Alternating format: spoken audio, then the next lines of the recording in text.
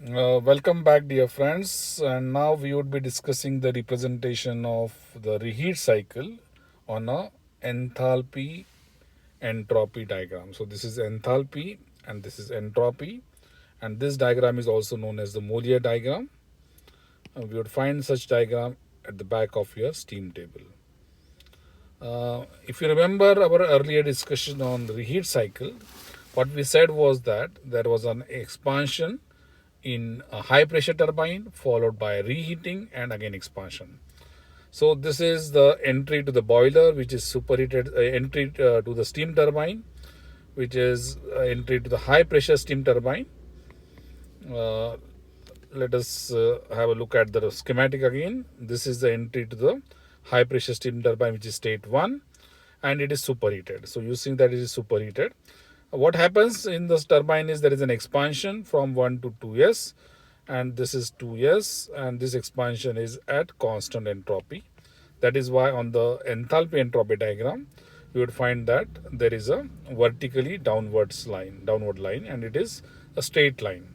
uh, After that, it is a reheating which is at constant pressure. So you'll find that there is a reheating at constant pressure. This is your reheating at constant pressure, and this reheating would continue up to the reheat temperature. This is a constant temperature line. Generally, the temperature at T1 and T3 would be equal. It means that the temperature of the steam which is entering the high pressure turbine and the temperature of the steam which is entering the low pressure turbine is generally equal or almost equal. Okay, so it has to lie on this constant temperature line. This is a constant temperature line on the enthalpy entropy diagram. At 3, there is an expansion again, and there is a drop in the enthalpy, and this expansion is isentropic. So it is a vertical line, and you see there is a drop in enthalpy from H3 to H4. Yes.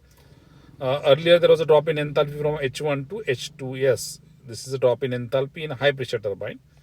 This is a high pressure turbine, and this drop in enthalpy is in low pressure turbine. Okay. We said that the steam is generally weight in after expansion from the high pressure turbine, and this would be its corresponding dryness fraction. So on the Molière diagram, this dotted line which is shown represents the dryness fraction line.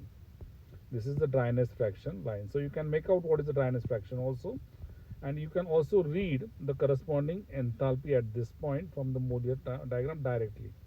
So draw a vertical, horizontal, and this would be its corresponding enthalpy at H4s. H3 and H1 can be accordingly read from the vertical line.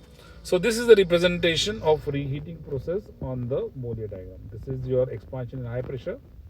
This is the reheating and expansion in low pressure. Remaining things are same, similar to what happens in the Rankine cycle. So there is a condensation at constant pressure. So you see that there is a condensation at constant pressure. Then there is a pumping, which is again isentropic, so it has to be vertical on an enthalpy entropy diagram, and enthalpy will increase from 5 to Cs, 6s because of pumping. The enthalpy increases, and then there is a heating in the boiler and also superheating, and this is at constant pressure. Okay, so this becomes your representation of the Rankine cycle with reheat on the Molière diagram or on enthalpy entropy diagram.